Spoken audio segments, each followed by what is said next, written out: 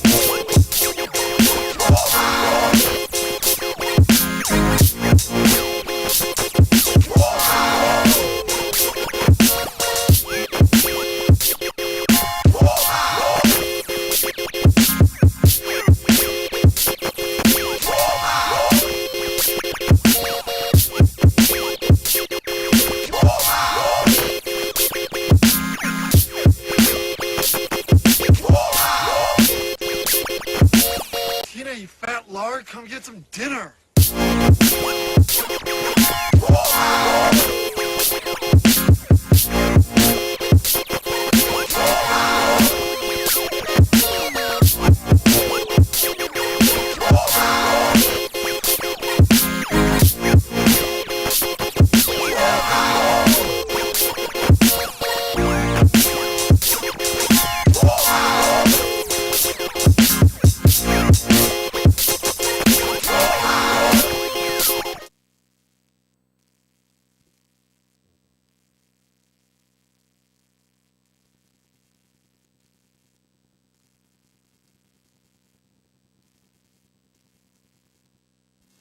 Hey there, hi there, and hello there, good morning.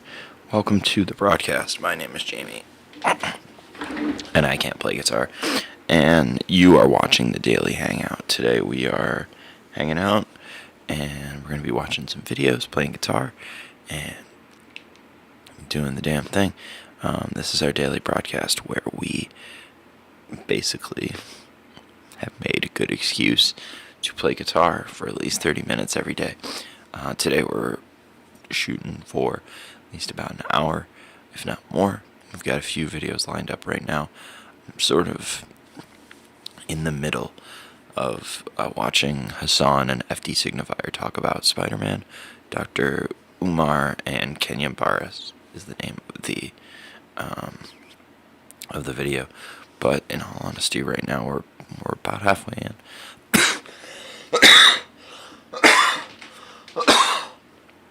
And yeah,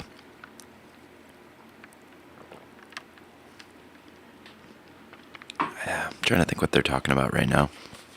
I think they're on a discussion about white rappers.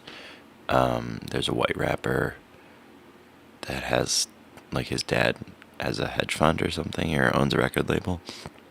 Lil Mabu, they were just talking about. So, can I go back to this? Most replayed. Yeah, let's go back. So we're going to start around where they start looking at him and talking about white rappers. If you don't know, white people.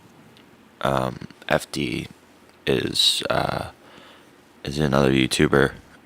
He makes educational content, I guess. Used to be a PhD candidate.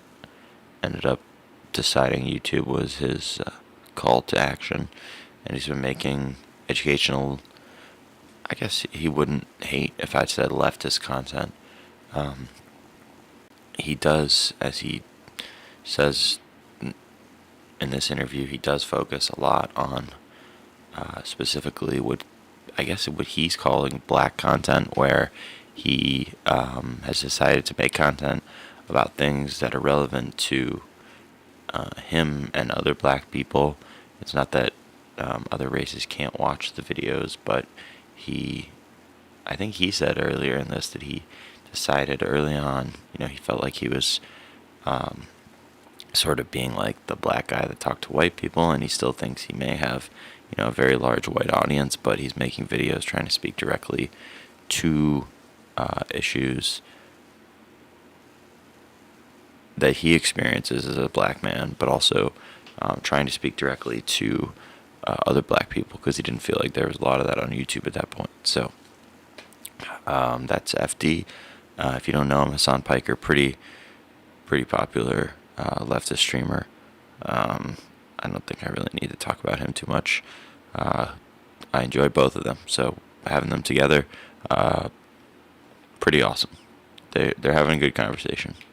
It's so that white people understand from a, I guess, like, if you have any kind of preconceived notions or biases, when you hear a white person say these things, it's it's more impactful. It's why I do, like, when I dabble in my manosphere shit, it's never for women in the audience, and it also means I speak a specific cadence of language. Oh, okay. But I also, I guess he doesn't just talk to black people, but black women in the video with or the in intent conversation to fill in those gaps.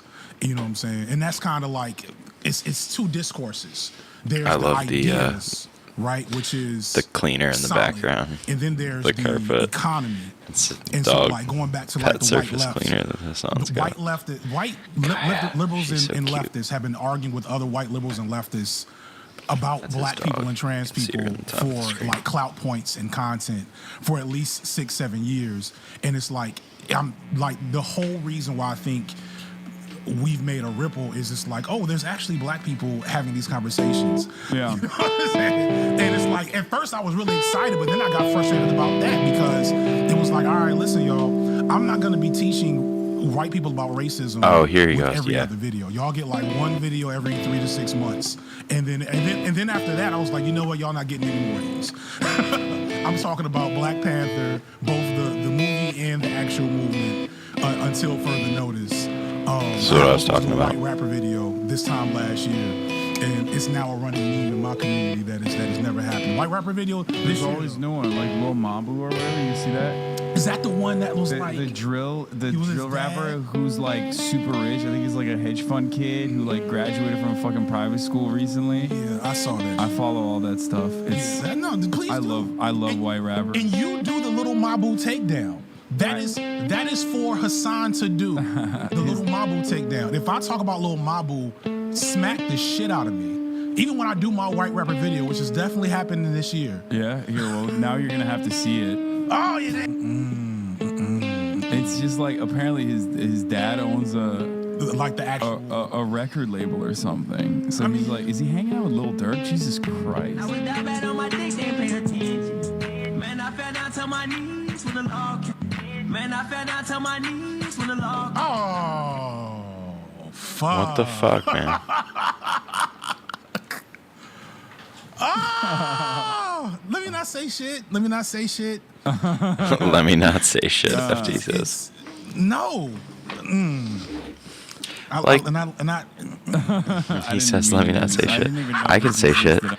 This is an 18-year-old corny ass rapper, and I actually don't know who Lil Durk is, but like, looks like a full grown ass, probably like 30-year-old man. What are you doing? Like picking that? What is even going on in this TikTok? I'm sorry. I did not know that this existed. So, and the top line is Bro 18 casually friends By with Durk. Pharrell. That's no, not- he is fucking not. It's not Bro Pharrell, rich, I don't think. cut a check.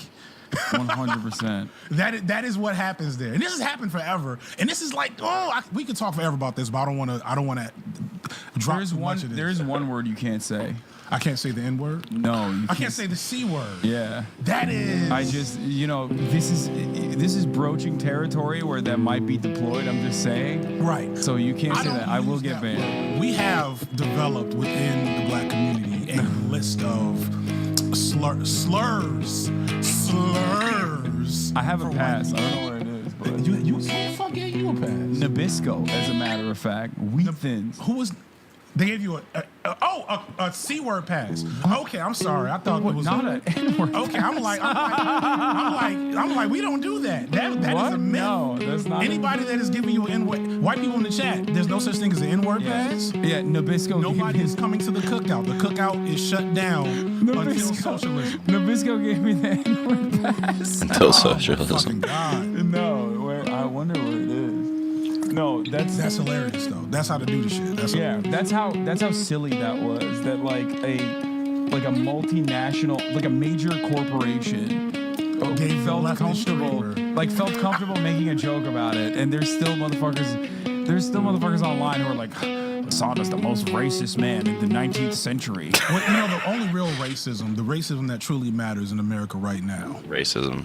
is the racism against white people.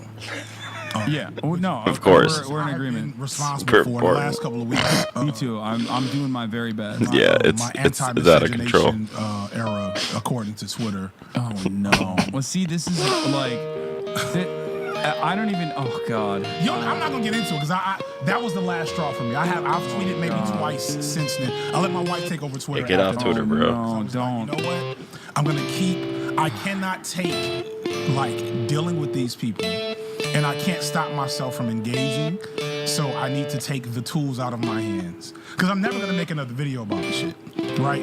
I have too Yeah. many other good ideas, but I will keep tweeting if people keep talking crazy to me. Yeah. And so I was like, all right, I got to get it out of my hands because You did the thing. You got in the discourse again, though. Yeah, You, yeah, you but- got involved in the discourse. You didn't just like let it fly and then just go, all right, not addressing it. yeah.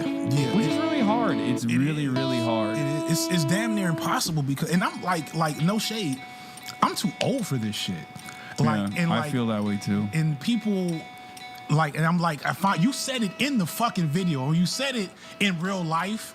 I felt so stupid because it was the realest shit anybody said to me. It was Yo, like, this is I put a gold record right scratch here. there in the moment. Yeah, you oh. were like, you know, I said I tried to explain to my wife why insert debate pervert here is getting on my nerves, and she's like, dude, I don't know what the fuck you're talking about. Yeah. and you cut me off and said, hey, your wife is right, and I'm like, oh, yeah, you right. Yeah. Why did I need? Yeah, they're going to talk about it really quick, but if you have trouble with internet trolls, masterclass and just fucking ignoring them. Basically what Hassan said to FD, he was just like, could not stop engaging with people on Twitter, like just people that were just trolling him, honestly. Like, I'm not even going to comment on their qualities otherwise. People that like basically didn't deserve a response because of what they were saying. Nothing to do, well, they probably suck too, but like, we won't even talk about their character. Just the way they were talking to FD wasn't productive, and you know exactly what we're talking about. Trolls. That's the established way to communicate, is trolling people. So basically they're talking about, what do you do when that happens? Someone is clearly just like not genuinely engaging with you, and responding to them is clearly not going to be productive. Number one, identifying that can be hard. So, you know, like he said, he had to basically ask his wife, like, hey, can I explain to you why this person on the internet is got me really heated? And the way he said it, like, debate pervert, like, this idiot troll has me heated.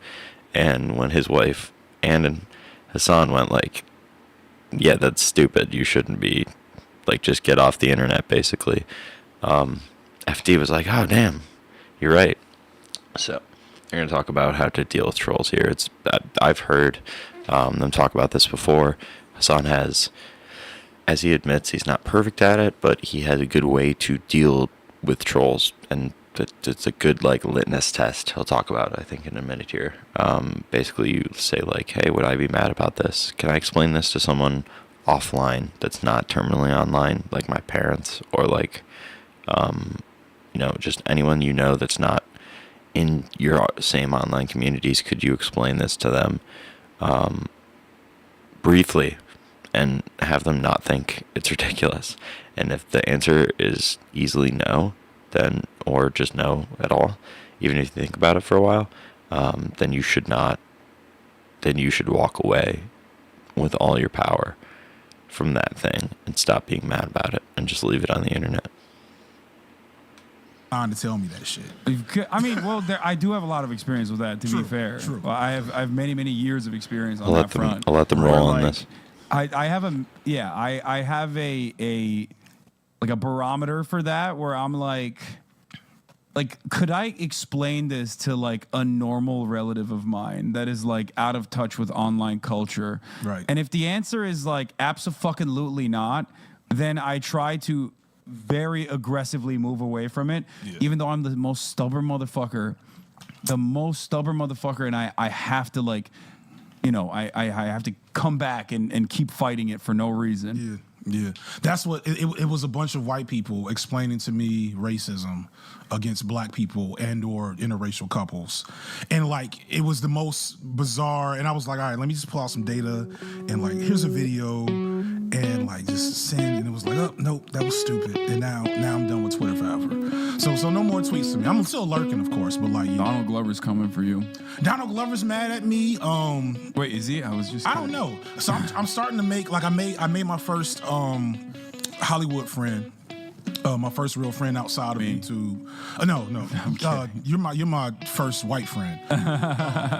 And so I'm like, okay, because I was supposed to do an anti-insert person's name here, I'm not gonna say, video when I hit 500K, and then before when I got to like 300K, I started thinking about, well, if I ever want to do anything in entertainment outside of YouTube, I maybe shouldn't talk shit about people that I'm gonna like need to contract me for writing or some shit.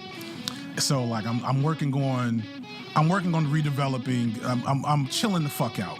So we're gonna. It's always good. Always smart. You also have to remember, like, you have an audience of very different people, and like, do you really want to introduce this person to your audience? You know what I mean? And that's why I fucked up. That's how I think about it, which is why I always like I don't engage in fights when I know that like someone is very clearly rage farming. Yeah. And they're doing it deliberately, and there's so many examples of this because I did it for so long that I'm just like, yeah, no, it's not interesting. I'm not gonna do that. I'm not gonna fucking take the bait. I'll only do it if it's worthwhile. That's where I fucked up, and that's where because I'm getting cocky because I started out, my first handful of videos go viral, and I'm just pure BreadTube. I'm BreadTube's new black guy, so all my fans are white. Right, all of them, every single last one, and like I didn't like that at all. Not just because Every single last one, you know, obviously being a black supremacist, but because an anti-white racist, but because it was like they're going to. I feel tokenized, right? I was like, I'm getting a lot of messages and emails and questions asking me about racism that I've been like, okay, that's super 15 fair. years ago, I may have answered that question for you. Right now, I'm just about to play mad. I'm not about to explain this to you again. Watch my video again or some shit like that, right? And then I started getting money. You like made a And video I about really it. felt I'm just about to play Madden. Now I'm in. Are you familiar with the movie Bamboozled? No. Okay. Well, long story short, Brendan Fraser. I'm in a space where I know I am selling my blackness. Yeah. There's an element like what Lil Durk just did. I didn't say it. I don't know what just happened. Yeah, he just offered his clout and street cred to Lil Mabu. Yeah, that's exactly what he did. And so Yeah. like white people in America will pay for access to blackness in certain elements. And not all of it, just like a certain packaged commodified version. And it's not even always, in my opinion, it's not even always like No, ill-intentioned. they're just fucking excited. Yeah, they want to learn, they want to understand, and I think that's where it comes from too. I think the reason why I get criticized a lot about like, oh, he's too comfortable speaking on certain issues that he knows nothing about, is because I think that there is like a stereotype of like a person who speaks on social justice who definitely does say shit that's like completely out of pocket or has like legitimate disagreements that are born out of like implicit biases or an understand like or being socially developed into white supremacist fundamentals. So I think that's why like a lot of people go, oh, he's doing that whenever I like say something. So there's that, but like again, because I made the joke about being like the first black person on the show, which I'm sure is not. But now that you've been christened okay by the king of the blacks, I need not be the last black leftist that not maybe comes to the house, but like, well, you've actually done a couple of Think Piece. Shout out Think Piece Tribe. You've actually reacted to his stuff a couple of times. But it's also dangerous because when you reacted to T1J's joint positively, the fans still ran through. Yeah.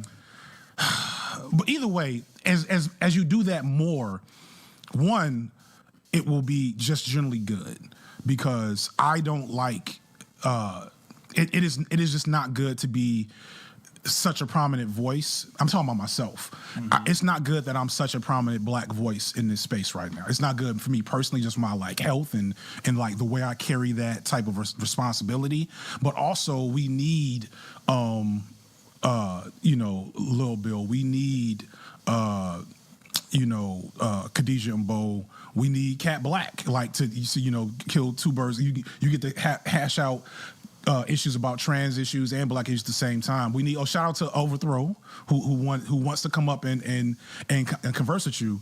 Like that combined with what you already do is not just like gonna shield you, but it's also the best way to do it because now the take is refined by the explicit discourse of a person who's actually in the spot.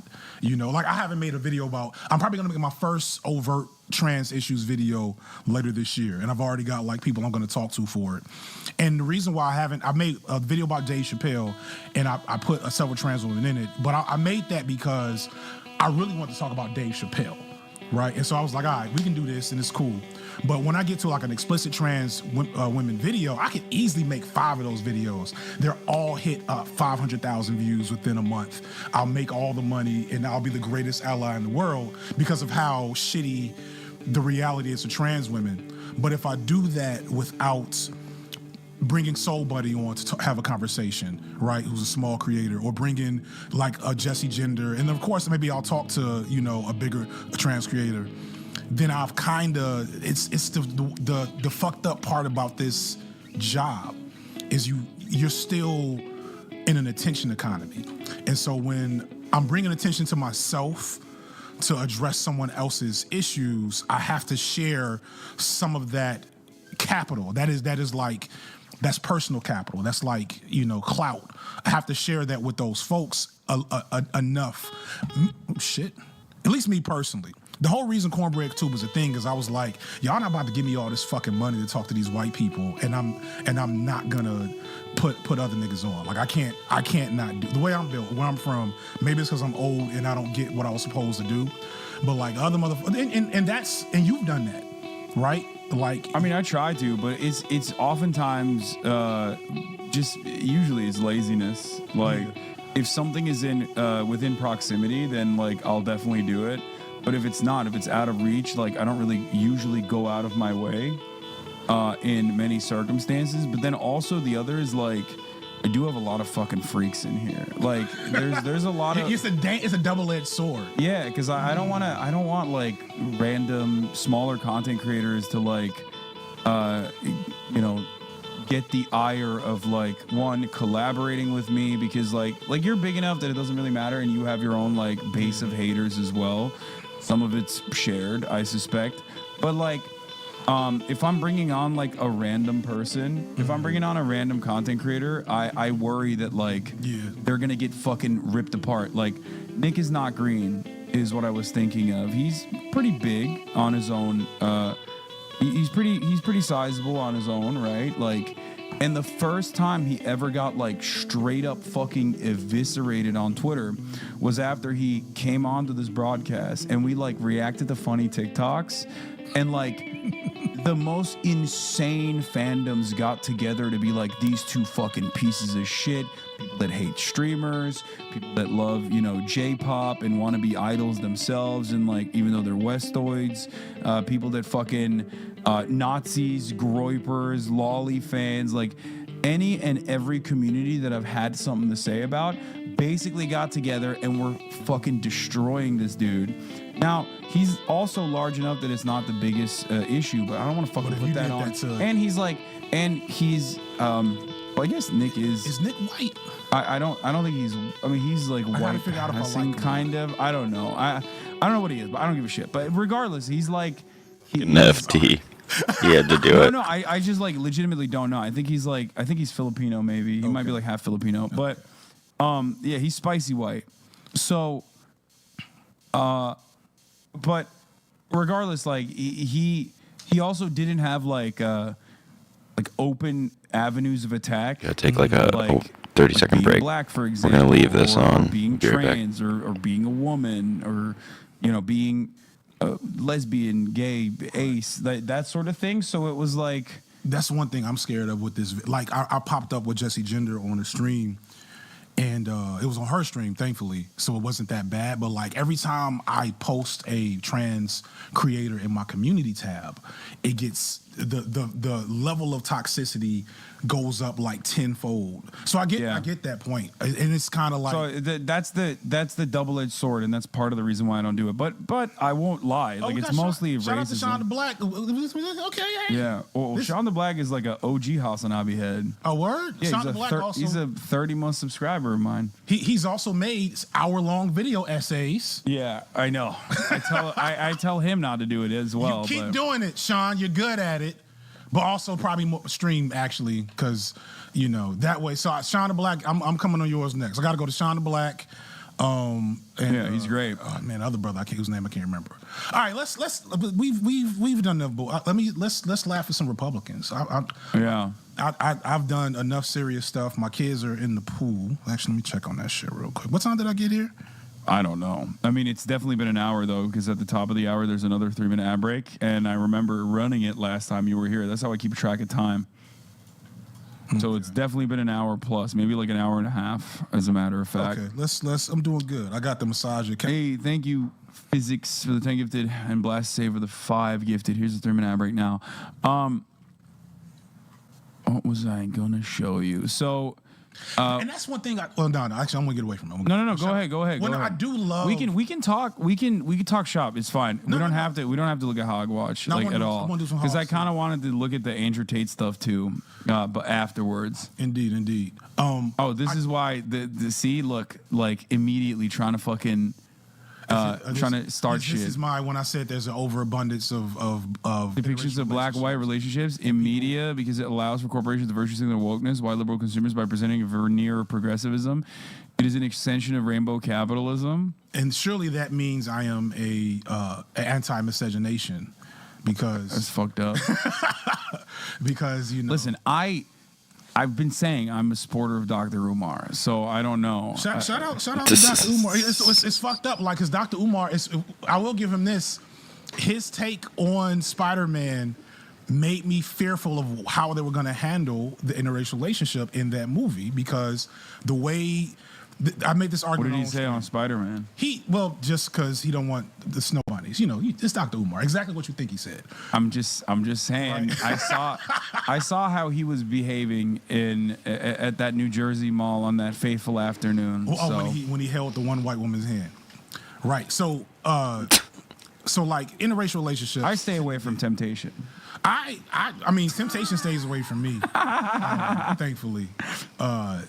Basically, they just always do interracial relationships. Like, imagine if every marginalized community here, Trying to figure out if I can put a noise gate on this. was the only version of it was the most palatable version for white liberals. Yeah. That's what interracial relationships are in the media. And I have some of my best friends are interracial relationships. Right? Yeah. So like I mean, it still spells some level of progress that's happening, but it obviously but we've moved beyond it. right. And so the depiction of their relationship was actually, I think, an excellent version, because it showed, even though without actually explicitly being about a black and white dichotomy, it showed, one, why they were connected, and two, why there's conflict happens in some interracial relationships where a white person doesn't understand the nature of existing in a black body in America. So in Spider-Man's case, I got to use the it was being restroom, so I'm going to leave this on for y'all because it's another whole hour. Uh-oh. In, I'm gonna watch it with y'all in Miles' downstairs case, on it was the being bathroom. the anomaly of Spider-Man. And so Isn't it also written by a white dude? it's at least one. The way that movie worked. No. I'm not talking about that. I'm talking about the original Miles Morales. I think the is original. I have never read too much of that, but I have heard enough that the actual comic of Miles Morales is not nearly as radically inclined as the movie was. The movie Disney, Hollywood wokeness, of course, but like I think there's a line written by a white dude with black children. Oh, I didn't know that. Oh, he might. Okay. That's cool. I mean, like, I would hope that he would want that, but he also said a phrase in the comic like, "I don't want to be known as Black Spider-Man," which is kind of a red flag. When you kind of like I get the context of of wanting to bring the Mr. B. This is Oh, they saw it? You're so cooked. a message from my wife. I got a bunch of I got boxes of Feastables and a Mr. Beast Nerf gun. There's only one though. I'm stealing something from you. Okay. I'm taking this with me. What was I saying? Anyway, I don't even want to get into that shit. The point is, fuck Twitter and fuck my anti-miscegenation haters. Oh, do you see the Black Thor stuff when they did that? Oh, for Heimdall. Oh my God! With the fucking, Oh yes, that's what with I'm the talking gold about. chains. He's and- like, yo, we're ripping and rapping. That's Thor. Hip hop parade. It's like, that shit was so funny. and that's like this. The whole conversation is about black people controlling their representation and narratives and voices in mainstream media, and. By Odin's fade. I think that was the actual line. Yes, no, it was Right. It's And so like, good. when you aren't critical of that, you get these shitty depictions of blackness that we've had most of the fucking, like, literally there's black media, which Obama kind of killed. And then there's, blackness in media, which it's like it's a roll of the dice of what you're gonna get. Are you gonna Get Out or Spider-Man or You People that Kenya Barris just did? You know what I'm saying? Or almost everything Kenya Barris does. What do you think? Ooh, this is an interesting topic. What do you think about Kenya Barris? Kenya Barris, shout out to He once called me handsome, That's nice. You are handsome. but I do have not disagreements, but I do have criticisms of his content. Kenya Barris is every black creator worth something is trying not to end up like Kenya Barris right now, because Kenya is very successful and he did a thing, right? He made Blackish, and like the first 2 seasons I was with it because I was like, this is new, this is cool, it's like black stuff happening here. And then by the 3rd season it sets in what's happening. It's basically, here is a safe black commodity for the consumption of white people. You probably said that already. I have a friend who wrote for the show that I make fun of all the time for that reason. Yeah, and it's just like, all right, Kenya. But I mean, get the money. I mean, don't I'm misunderstand at a me. point where it's like, get the money. I mean, some he's just a other writer. way. He's not Kenya Barris. You know what I mean? Right. So for me, it's like, go ahead. And like, we're not even gonna get into like the colorism on the show, and maybe in his, I'm just saying on the show, and it's like, so that's like, and those are conversations that don't even penetrate. Like his last Netflix his last Netflix movie was just like, It was fucking horrible. it was so bad. It was like, not like, don't get me wrong. See, I can't, but for the record, I normally would never say that in public, at least. You're here, so I'm like See, more I'm giving comfortable. you- I'm giving you See, a- this is why I'm too comfortable. It's too comfortable. So what did his last movie do, right? It tried to have a conversation. It was cringy on purpose. And so I gave it like a pass for that because I think it knew it was cringy. But like the longer I sat with, I was like, so like you got a whole Netflix contract, and this was the move you decided you were gonna do. And you were gonna have you were gonna give Eddie Murphy. You wanna like the whole concept of Hotel. You're gonna have Eddie Murphy. He had that would have been the sickest character. If he was a real black nationalist. Yes, like, it would. figure It was with complexity. It was so good. It was so unique, and it would have been so great. And then it wasn't. It was just like it was just What left. is the lowest hanging fruit? It was left flat on purpose, I think, because like if it actually was more complex, it would be terrifying to like a white broader audience, which is white Which is the liberals. whole fucking point. Now, his first scene, he has Fred Hampton was murdered on his chest, which is a radical. It's oh my fucking god! It's the. We're talking about Kenya Barris's new Latest, not his new his technically. latest Netflix movie with Jonah Hill. And I can't remember the sister's name.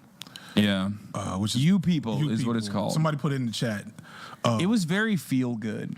It was like Yeah, it was but, very like There's a complex conversation about commodifying blackness explicitly for a white audience. What is your range? What is your comfort zone? Are you Kendrick? I don't think anybody doesn't respect how Kendrick engages with his blackness, right? Kendrick definitely has a predominantly white audience because he's too big to not have that. Yeah. But Kendrick's art is very clearly informed by his black experience, and it is uncompromising in what he does with his art. So Kendrick gets like 10 stars, right? 5 stars to Kendrick. You go down a couple of steps and you get to like, chat, who name some black entertainers you all like, chat, because I know you all will give it to me. So you go a couple steps lower, you get Donald Glover.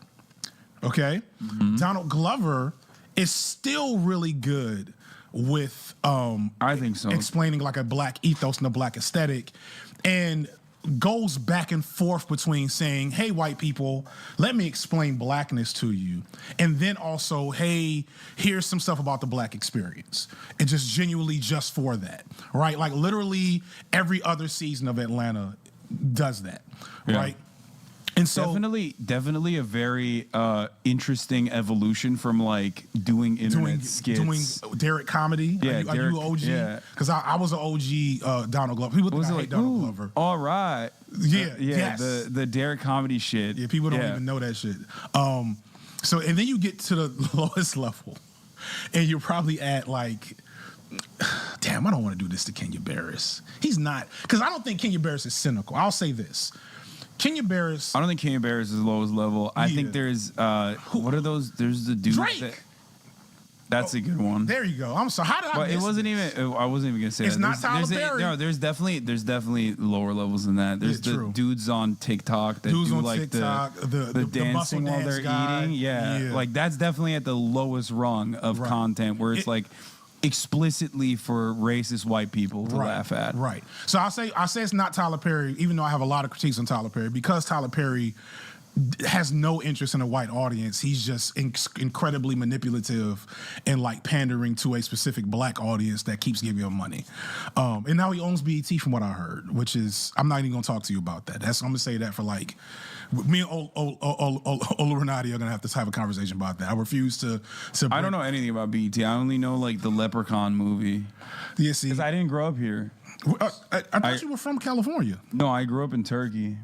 Okay, I didn't. I came to America in 2013. So, Are you serious? Yeah. So that's part of the reason why, like, despite the fact that I have no accent and I have a pretty good understanding of like American culture, there's like massive blind spots, and that's one of them. That blows my mind. So you've been here for just a decade. Yeah. Look at you doing the American dream. Yeah. I mean, yeah, exactly. That's wild shit. Yeah, I did it. Why can't you? Why can't you? Exactly. Pull yourselves up by the bootstraps. God, if I did chatters. commentary like that, I'd be popping. Oh. All right, so my son woke up. Freaking, I it's gotta going go. too fast. I want to like talk shit to the chat. No death threats. No, it's better. Trust me, it's better that you're not. Gotta go okay, attend to good, that. good. I gotta get. Not a bad thing. Somebody Fingers said crossed I can Candace get him back to Owens. sleep. So So I guess kind of, yeah. I we're guess gonna that's keep where the we get to the broadcast bottom. going. Or we We're can not verse gonna like leave Jesse Lee this Peterson. video What's on. up? My brother. So my son is up. I'm gonna go try and rock him back to sleep. Maybe give him a bottle. Maybe take him on a quick walk. Who knows? Hopefully, fingers crossed, we'll be back in like 20 minutes. So we're gonna leave this broadcast going so we don't have to do another one. And then, if you want to take a quick break, if you're watching live, we'll see you back in about 20, 30 minutes at the most. And thank you so much. Sorry about this.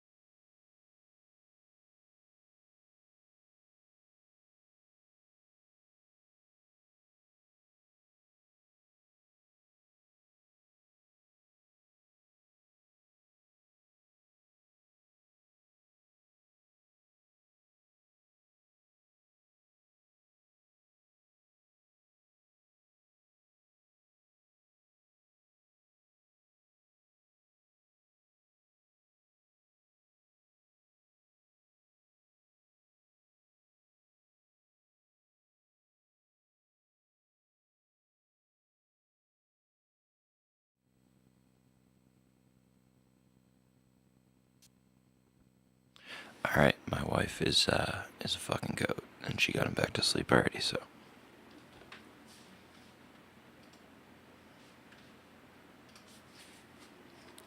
Let's get back to the broadcast. Okay, nice to meet you, brother. Hassan, Morant. brother.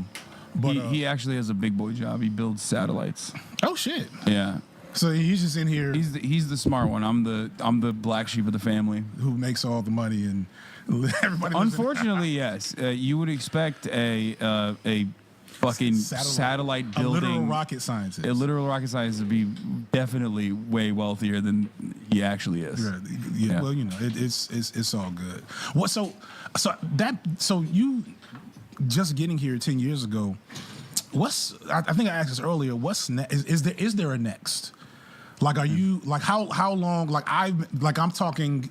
You know, I'm thinking about how long I got. Like, I literally need this massager. I'm going to take it from you. You take it. All right. So thank you. I appreciate that. Like, because I'm old, I cannot keep doing this. I have like numbness in this hand that I use to edit. Oh. So I'm like, I have maybe 2 or 3 years Oh, of Jesus, making dude. videos like I do right now left. Right after that, I have to figure out how to That's not continue sustainable, to dog. feed myself and my kids, yada yada yada. And I'll also Well, be that's- like pushing 50. So I just can't imagine Oh. myself being 50 years old arguing with, 20-year-old white kids on Twitter. So I think about that a lot. Mm-hmm. You have gotten way higher than me in like a shorter period of time ish. I don't know how long you've been. Well, I mean, I've been doing commentary and writing and doing all of that on camera, especially like and in front of a prominent audience long time. since I would say 10 like years. 2014, 2015. So Yeah. I've been around for a long time. Okay. Well, so but yeah, so like But I blew up in 2020 for sure. Yeah. okay, so you around the same time as me. So yeah. Yeah. But like, so are you thinking Not delusional, when you're my I guess, age? for the Like most I just turned 41, so you got 9 years, and then you might die. By the way, Yeah, I know. are you gonna still be in front of this the channel looking at the chat? Or I've had opportunities, even like earlier, like a couple years ago, to make a change in my career to go in like the legacy media route that I refuse to take because I like what I do. I would never do that. That's, Yeah, I love like that's why I said like when you asked me how do you do this, I'm like I'm mentally ill. This is real. I like the editorial independence that I have. I like that I don't have to take on any fucking. I like that I don't have to take on any advertisers if I don't want to. If I want to, I can do it. And you know, I do enjoy having a sense of community. So the way I make this content, think it's people in many are clearly respects envious not of very easy to Hassan's recreate community. by others because no one wants to take on like the mental anguish. Yeah. It's a That's another like, thing I we wanna have like ask. we have very cushy lives. Ultimately, it's not like I'm fucking in the coal mines. You know what I mean? And doing backbreaking labor. right. You know, this can be backbreaking in certain instances because But I'm it in front does of the take it. computer. Like literally, my wife. Yeah. Like I've gained probably 20 pounds since I've got 100,000 subscribers. I have multiple man. health concerns that I did not have before the stress of this work. People that saw the drama video saw me have a panic attack in the middle of an interview. Oh, Jesus. And then like, my wife Yeah, is that like, drama dude, you're video always was on your good. phone working, which is partly just like checking analytics, like keeping up with the bullshit, reaching out to people. Oh, yeah. You know what I'm saying? My family responding to always emails. yeah, I yelling at try me not about to that. do that. And so, like, I know, like, even if, and so, let me make sure when I say, All right, as someone that professionally assists in running a social media account, a very active YouTube, very active Facebook, and very active TikTok for my employer, actually. If you want to check them out, Lovin' the Dumpster on TikTok, Lovin' the Dumpster on YouTube, and wherever else you consume media, check them out. They do dumpster diving videos, but that's what I was editing actually before I jumped on stream this morning. So and then I also get analytics for that channel, which is a lot more exciting than this channel or my personal channel. So it can I feel what he's saying, and I'm sure Dave, my boss, also checks analytics. I think he tries not to check them and check out. I know him and his wife make a concerted effort to have like no phone weekends a lot, which is cool. But it can be tough, as FD says, to not kind of like pretend like you're constantly working and lie to yourself about it. I'm not gonna do legacy media. I mean, like going on the news. I'm assuming is like what people want from you. Like I would never like fucking do cut like my normal eye, shit. dog. But like it's so like bad. I am. It's a scam. As soon as I legacy thought media it was comes with a just big enough check, like a I'm booger going or some to shit. cut It's like that some eye check and then boogers. like figure out how to live And I off realized of it. there's a cut The under rest my of my eye. life. Yeah, And then do videos like every 6 months, like Yeah. H Bomber guy. But I still have to say is because this is a weirdly taxing job. So I think- let me make sure Casey Neistat also cashed out. when I say I'm not gonna do legacy media, I mean like going on the news. I'm assuming is like what people want from you. Like I would never like do like normal shit, but like it's like I am. As soon as legacy media comes with a big enough check, I'm going to cut that check and then like figure out how to live off of it for the rest of my life. Yeah, and then do videos like every 6 months, like H Bomber guy. But I still have to say is because this is a weirdly taxing job in a way that it's hard for people to understand. How like, and I couldn't imagine. And that's me, one video a month. Maybe I'll tweet something stupid and controversial once every 2 weeks. FD signifier versus 10-hour streams 4 or 5 days a week. Hassan Piker, like Yeah. Kaya. I like it. Sounds I dog. don't mind it. So Like it would be fucking much nicer if everybody liked me, or at least was like charitable, Oh, yeah. or at least fucking left me alone if they hate me. You know what I mean? But I don't mind it. Sounds ideal. By the way, it's 7 days a week. Oh, fuck. I'm live 7 days a week. Yeah. But that's it. It's just I enjoy it. I enjoy the sense of community that I have. It was almost a crutch for me, especially during COVID. Yeah. I was doing 13-hour streams every day, 13, 14-hour streams, 12-hour streams a day, because I loved having. I never took it for granted. I loved having a place where there were like-minded individuals All right, I'm that just were gonna like let this play openly and play some leftist, or guitar. at least willing to learn about these sorts of concepts. Yeah. Because, like I said, when I we got started left? off, it wasn't like that at all. Yeah, there's So, a lot left. I'm I never committed to watching I this, never so really thought hang they out would with me. get to this point. And I strike We'll be here. I think Gonna I play some guitar. strike a decent balance. I have a lot of normal friends, normies, civilians that keep me grounded. I try to have like some semblance of a personal life that's not, immediately in front of everyone's faces on camera.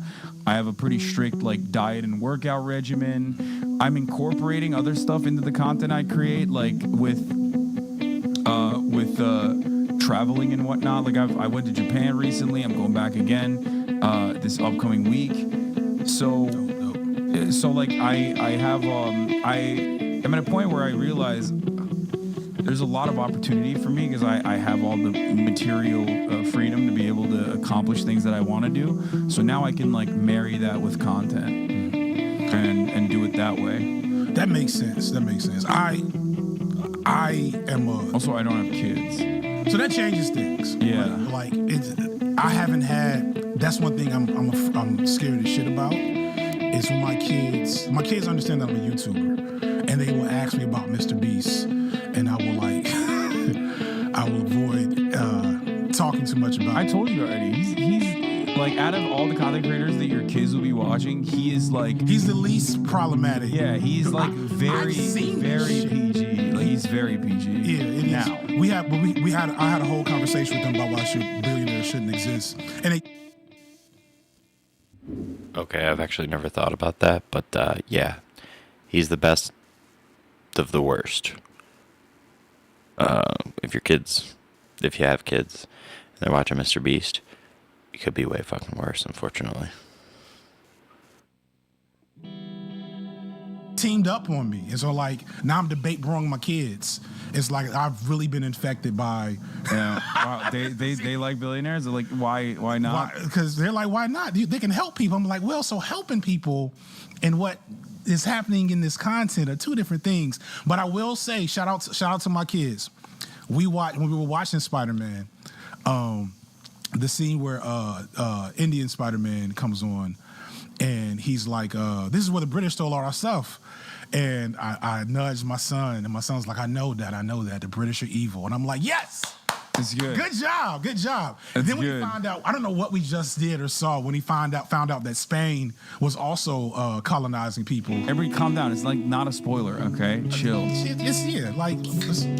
a joke. I didn't even get the joke away. But you know, so anyway. So like we're doing well, but like the kids thing changes things because like I think about that a lot. I think about if one thing, if I didn't have any kids, it was just me and my wife, right? Or if I was single and like I dropped dead in the middle of editing a video, you know, it's a interesting Twitter thread, right? But like and I have black boys, and you know, and there's like a level of the only thing I can call it is psychosis, in the way you have to look at the world when you're raising black children and black boys in particular, because the way that racism and white supremacy targets black boys is unique, but also, and it's unique for black women and black queer people, black trans people, etc. Like it's unique in all these ways, but I think it's one of the least understood dynamics. Because black boys are also on some moderate levels protected and engaged with patriarchy. And so people kind of leave that veneer of patriarchy on top of black men. Like, yeah, it's just y'all just patriarchal. It's like, patriarchy don't work for us that same ways. And like, I need my boys to understand that. And like, I can't expect anybody to teach them that except me. So if I leave here and some debate bro fan runs up on me on the street, and I don't go home, like it's a different level of disengagement, or more realistically, like I'm fucking debate bro fans. If I leave here and I have a heart attack, they don't leave their houses. right? They're fine on that. If I leave here and I have a heart attack or a stroke from the stress of making content, it's a completely different opportunity structure for them. Like completely different. Even though my wife has advanced degrees and can make plenty of money without me, made more money than me before I started doing YouTube. The absence of the guidance I explicitly provide, not even just a man in the home or father in the home, but the specific guidance of here's how to navigate and understand the world as a young black boy. They lose that, and then all these other negative outcomes raise exponentially.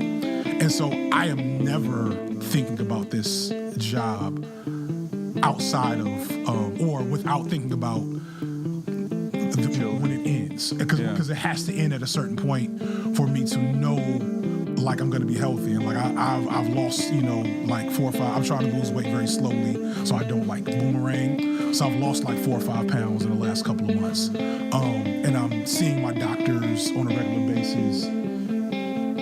She's bored. He's bored. Like, get back to anyway. You get my point though. Like, so I do get that. And I guess that's beautiful in a way. Like I love that, you know, all criticisms aside, you play a specific important role that wasn't here. As much as Sneeko and other people try to make the leftist men into soy boys. And that being bullshit, but it is explicitly valuable to present stereotypical traditional masculine images connected to these politics, and because historically they've always been there. That's also part of the reason why, like, I don't really get too upset when, like, femcells will get fucking mad at me for some shit and be like, you're a child sex trafficker, because it is never, like, a normal argument. Because it's like, okay, well, it's fine. You're misguided in many ways, and it doesn't really matter, but, like, I'm a counter to people like that. I'm a counter to people like the weirdos that want to take advantage of the pre-existing forms of acceptable oppression to basically make a career out of it, to use that as like a fucking rocket ship in the same way that Andrew Tate did, actually, utilizing misogyny. Quiet, get down. I might need to take her out again to pee, because this is when she gets like rowdy and then does like the angry pee, which is, I can't even take care of a dog. I don't know how the fuck you take care of children. That's crazy. It's It's Devon tough. take You figure it but out. It's a challenge. All right, go ahead and do that. Yeah, you can pause the chat by scrolling over and just like hitting the scroll. That's a big tip. Cool. All right. Let's see. Off. Good girl. Sit. Good girl. Wait. So what is all this shit? Wait. What is Oh, so it's a puppy emoji. Okay. Sit. And then Kaya. screaming baseball. Let's just sing. Let's go. Let's go in. Did you like Spider-Man? Spider-Man was fucking amazing. It's top 10 probably all-time movie for me. Let's keep going. Have you played Fallout New Vegas before? It's good.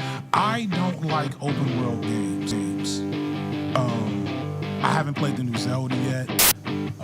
I don't like open world games. Shout out CJX. I played New Vegas. That was one of my favorite games of Let's all see. time. I What's- played oh, it for shit. like 2 years Shit. straight on Can you PC. touch your elbows together? I haven't All right. played. I haven't played either. Street Fighter 6 yet. I am at the age. I'm so good at Tekken. Shut up, FD, for a second.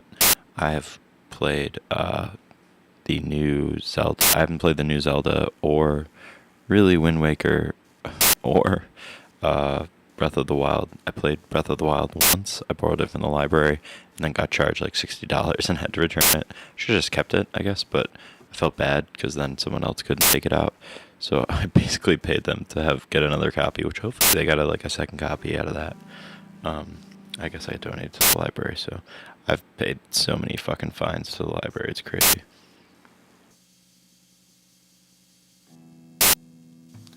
That I can't play anything else.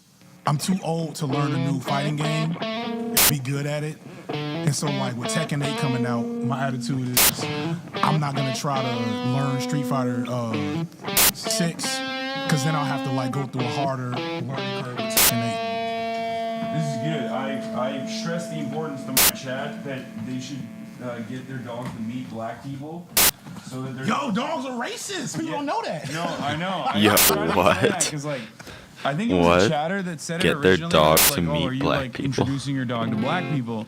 And then everyone started dunking on him, and I was like, no, No, that's actually, a real- that's literally why dogs become racist. We there's so many conversations around blackness that we don't even bother talking to y'all about. So one of the things is I you have can always tell when a person. my sister a and dog will brother-in-law tell- are a black, dog will so tell I on guess my how dog racist or is not white your friend circle is by how they Racist respond because to it. of that. So if I come That's in your crazy. house and your dog is immediately suspicious and aggressive of me, I'm like, Yeah, okay, we have. Yeah. you don't have any other white people in your house. Yeah, it's by- like the only black person or the brown person he sees, like the post office guy, the postal service worker. Then they're like, This is crazy. So I've never thought about this. That's why it's crazy. Yeah, I guess my dogs haven't been racist because we have black in-laws, but like my brother and sister-in-law are black, and my brother-in-law's girlfriend is also black. So like, you see some black people. Oh, that's fucking nuts, though. No. Dogs are racist. literally going to fucking bark at every black and brown person that your dog sees. Buy I've your never thought about that nieces before. and nephews children's books with black characters in them. That's one thing I would do with my friends of my kids. Watch Sesame it's like for a Street. birthday party, if we bring a gift, we would sometimes bring a gift with black characters in it because it's little, like the way racism works is insidious. It's meant to be rendered invisible. You Yeah. know? That's why you people and certain types of images of blackness being only a specific way is a problem because it doesn't challenge the status quo of how blackness has to exist in reality. So little shit like, Not like critical race theory, brother. and critical race theory is like one, Or whatever Hogan's defined it as. it's so like critical race theory is not even like it's not that's not even what these conversations even be about. And like critical race theory is very not mid like as a theory, it's a great, deep, dope theory, but it was never meant to be a focal point of a political movement. It was meant to just be like a academic area of inquiry. Well, that's precisely the reason why it was never like actually critical race theory that they were criticizing. It was always like whatever, like an accurate telling of history from the perspective of like assuming black people are full-fledged human beings. Yeah, or just recognizing the role white supremacy, like the. I just started watching the 1619. Is it 1619? 1619? 1619 Project. Oh yeah, I don't know anything about that. Wait, is there a show now? It's like it's on Netflix. I think it's a 1619. That overdrive sounds so good. All right, we'll let this video play. We're going to show you this Klon style overdrive that we fucking love. I'm sorry, who? Probably my favorite pedal. And so, like, even something like that, right? All right, like we're going to hold up a 1 when it's off, so, and a like, 2 it when does it's on. all this great stuff talking about the nature of white supremacy being baked into Americana everything. Mm-hmm. But it also, you know, and that's kind of the challenge. It pulls well, from what I've seen, it pulls a handful of punches. I don't want to get into it. And it's kind of what happens with all black media, because we have to filter ourselves through institutions, you know. Yeah. So let's talk about Donald Trump. 'Cause I don't know what the fuck's going on. He got indicted.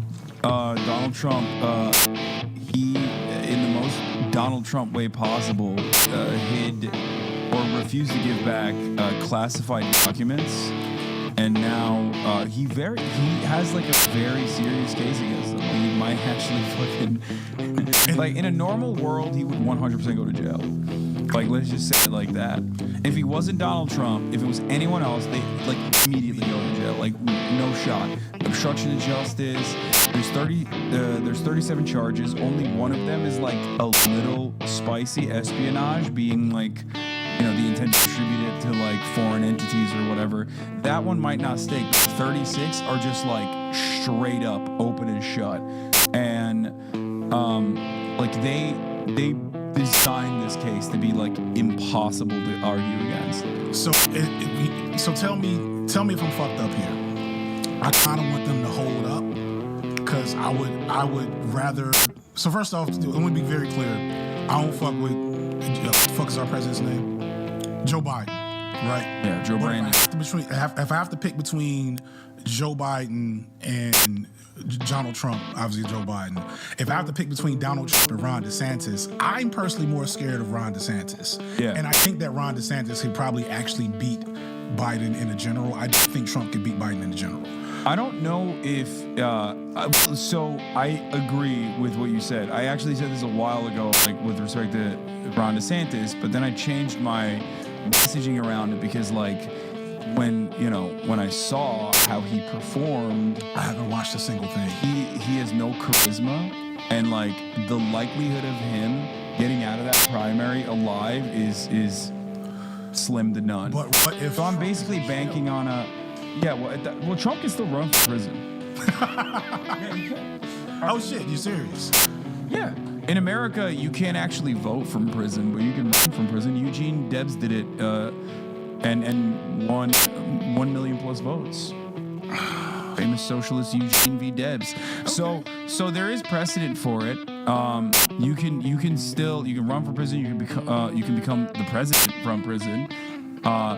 That opens up an interesting legal argument as to, considering that this is a federal case, he could actually technically pardon himself. It's never been done before for obvious reasons. So he could technically pardon himself and get out of prison.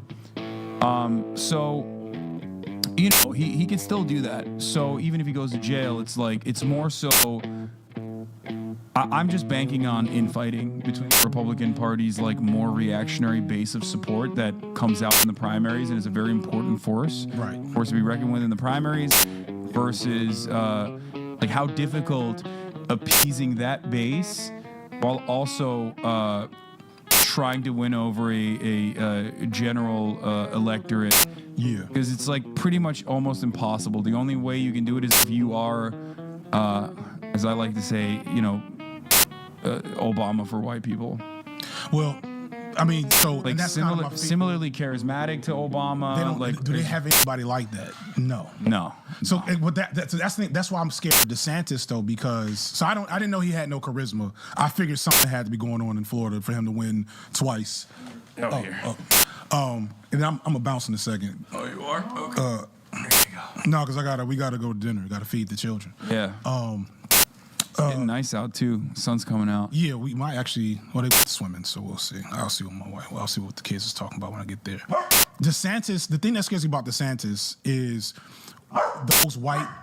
that white electorate will vote for DeSantis. They won't vote for Trump. Is my belief, because Normal whites, like suburban whites that are like, I like tax cuts and like a little bit of racism, but like not so much volatility, are looking for a person who's gonna give that to them. But Trump forced them to acknowledge how racist they were in public for the first time. Like if I put my uncle's Hotep hat on for a second, and talk about the value of Trump. And this is something you will hear in a lot of circles and black barbershops, whatever.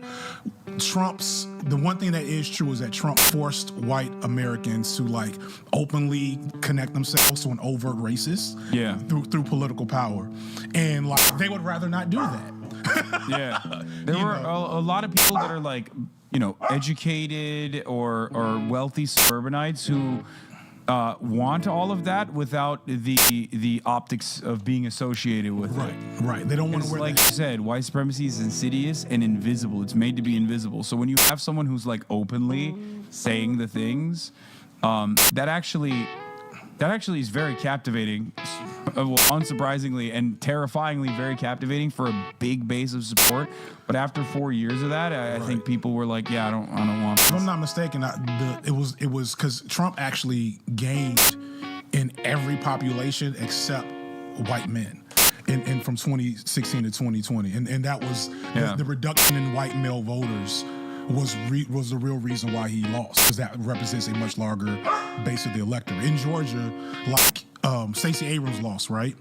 But Herschel Walker lost to Gascano. Okay, I can't remember his name right now. Though. Raphael Warnock, radical liberal Raphael Warnock. Radical leftist who hasn't said anything about Cop City as far as I can tell though. He's not that radical. Not that radical, but that's like right in his area. Even though they did.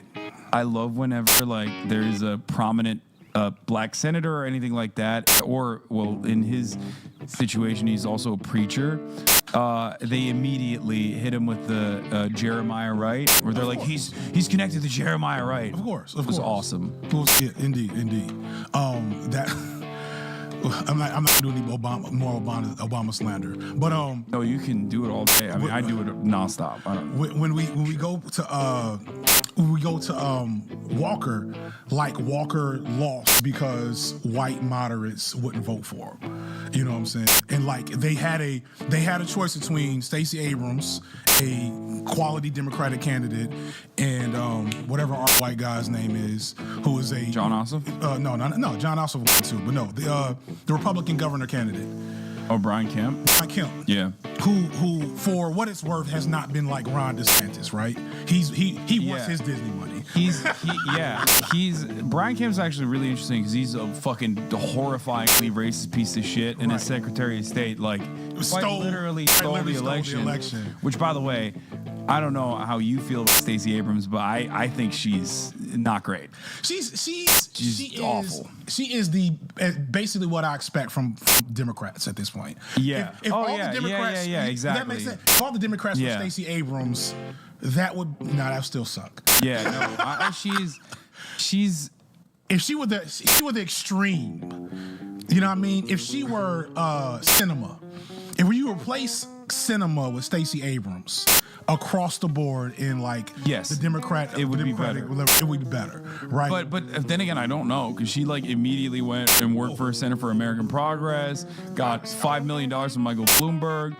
There was also everybody in Georgia got money from Bloomberg. and then on top of that, the other part was she apparently was funneling money into her best friend's law firm or something. There's a lot of financial misdeeds. They're going after her for like the wave she created because she became a little celebrity for the Democrats. Yeah. And she's a single, large black woman, which makes her and going back to that optics target issue. So like, you want to get her because like it's going to be a pile-on situation. So I have heard that. I just like my relationship with electoral politics in general is I'm not paying attention at this point because I have minimal faith. But like if you aren't openly embarrassing and like I have to vote for you like with the same energy as like I wash my hands, you know what I'm saying? Yeah. If I take a shit, I need to wash my hands afterwards because that's what you do. So it's like I voted for Stacey Abrams, I voted for Warnock because Georgia Georgia is a I do think Warnock, like, Warnock's as got far some as shit in there. Well, I would say that Warnock, as far as like the way he carries himself, as far as his background, as far as his messaging, definitely was more openly progressive than Stacey Abrams, though. Whereas like Stacey Abrams hyper focused on like shifting demographics and how like we need to open up more.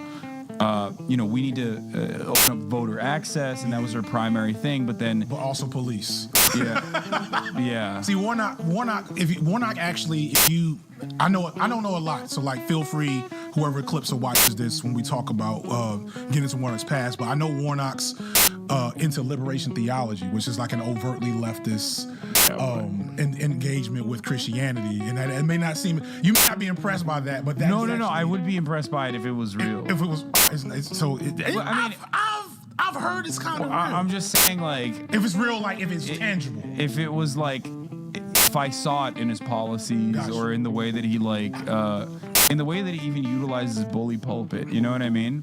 Because like that's what I thought originally as well. Mm-hmm. That's why I was like, oh, like whenever people immediately go, oh, Jeremiah Wright, like He's like, oh no, not me. he didn't even fully do that. To be fair, he basically played up the MLK side of things and not Made MLK into Santa Claus, into Black Santa Claus, like all of them do. well. No, but I think he's literally from the same church, it's the which is same why church. he was just like saying like I'm close to MLK in my perspective, but like not the democratic socialism aspects, I guess, or the anti-imperialist aspects. But I don't know. Not in Georgia. I mean, that's the weird thing about where I think all leftist politics. So to give background myself, right? Like I started moving left in the middle of Obama's second term. I was like a lot of, I think, older millennials. Obama was like a turning point for me politically because like the first vote I ever laid was for Al Gore. So to kind of give you an idea of how things went from there. And so like, you go through however many years of Bush and you have this extremely charismatic figure come forward and he's black. And like, I never imagined that I would actually see a black, what? Public safety justice is a false choice that we do not have to make. I support law enforcement. I support the right of people This to is a have their non-fucking voices. answer. Oh God, he said he supports the right of people to have their voices heard in the conversation, but also he supports law enforcement. We need a comprehensive approach to public safety. Training is certainly a part of that. If our approach is comprehensive, police have to be trained somehow, somewhere. At the same time, we need a comprehensive approach, which means investment in mental health in schools. Oh God. Damn, Yeah, did that just happen today? I mean, yeah, literally earlier this morning, according to Axios. So, yeah. No, he did say something. He didn't say He did say nothing. something. That's something. That's not. It's not what I would have hoped. I would have That's rather not- him not said anything. That's tailored to make it seem like he's not. All right, there's about 20 minutes left in this video. I've got to get a quick refreshment break. It's about a 2-minute break. We'll be right back.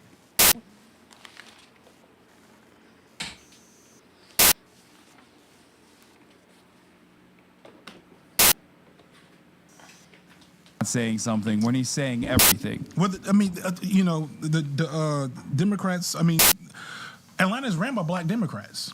Atlanta is ran by Black Democrats, and it's like when people get mad at me for like, and I be mild as fuck in my Democrat attacks in my content. Yeah. I be real, like, hey, it's bad for these reasons. Okay. And like other people are like, really taking them to task, and I be mild, but I still get a lot of heat because that status quo is so fucking intoxicating. And like all the evidence is there that the people of Atlanta, especially the black people, do not want this police training facility, let alone the fact that the police don't need more training. They're not actually going to be training, and training doesn't work, right? But like, you know, shout out to community movement builders, shout out to Kamal Franklin. You know, they talk about the fact that they're now facing up against overt Democrat power structures to get this through. The DNC was planning on being in Atlanta, and they were like, we ain't coming to fucking Atlanta with y'all handling this shit like this. It'd have been a black eye in the moment. You know what I'm saying? I gotta find. Speaking of Cop City, real quick. I have a question for you. Yes, indeed. This is something that I think about a lot, but I'm sure you have also seen this, but like we basically kind of briefly touched on it, where like a lot of content creators, I think, tap into younger black, predominantly male audiences by talking about pre-existing constructs like forms of oppression, whether it's like patriarchy or in certain instances it's like you know, anti-LGBT sentiment, things of that nature, PUA stuff. And I do think that kind of content has a lot of I mean, it's captivating for younger audiences in general, not And just men in black general. audiences, but younger men are looking for that kind of thing. And I don't, while there are more white counters to that sort of stuff, which is, you know, it's still ultimately not all that effective. There isn't like I haven't seen a way where there's a big wave of, I mean, I guess outside of content creators that you mentioned in yourself, there isn't as big as a counter movement that is like objectively leftist. Black content for black audiences that's like objectively leftist. There are examples, but they're not as popular, is what I'm saying. So, a couple of things. The reality is, outside of Kevin Samuels, who was like an anomaly on so many levels, Yeah. that stuff isn't, that like overt misogyny isn't as appealing to young black men as you might think. And there's also not as much value in it for the content creator. What I think is more common, I just saw somebody say Tariq Nasheed, like, just like for me, that's but Tariq Nasheed's audience was white men. You know what I'm saying? Like, Damn, he's gonna come after you for that one. I never said that. It's the fucking truth, Tariq. Your audience, when you were doing your pimp hustler shit, it was all white men. I am pro ADOS movement. I don't know what this man is saying. Okay, please don't come after me. And so you know, and Kevin Samuels' audience was probably, it definitely wasn't predominantly women, right? But it was way more women driven than male driven than your typical manosphere figure. Yeah. The actual black manosphere, those guys can't. Because he was hot. He was attractive. He was traditional. He was conservative in a palatable way. And so and he was talking directly to women, which is something the black manosphere couldn't do. The actual black manosphere, they can't get more than a couple, like 100 people in a given chat, right? So I'm gonna just be, if I'm honest, I think what you're seeing is mostly smoke and mirrors, and or No, I was thinking more of like people like Andrew Tate. right. And there are plenty of other like content creators that aren't like exclusively black manosphere content creators at all. I just meant like manosphere content creators and how they can like sometimes capture an audience of young boys, Right. which also happens to include black boys as well. They use, so it's the same thing of why this fucking guy with the little Dirk, the same thing he's doing. It's the criticism I have through a lot of my content, which is blackness is such a viable, valuable, and easily accessible commodity in entertainment, right? If I can project the black image in the right way, people will pay attention because they love our shit, from rock and roll 60, 70 years ago to Obama 20 years ago to, you know, whoever's coming next. They love our shit. And so you're always going to pull a handful of young. You're going to pull more people with anything you do if you can attach a black aesthetic to it. And so with these young boys in particular, you're going to, just like your energy is going to collect young black boys, you know, like a Sean DeBlack, right? Is going to collect them into whatever you're doing. It's more so about, I actually did my paper, so I did my master's thesis. I do think that is like much smaller though, for me especially. Like my black audience is definitely, I would go so far as to say like, what is it, like 6%, 7%? It's actually lower than like someone like XQC, for example, would probably have like a larger black audience because he's not like overtly political. Does that make sense? Yeah, the politics changed that. But even, I would say XQC's black audience and Andrew Tate's black audience are still gonna be a lot smaller than, you know, like per capita than mine or Corey Kenshin.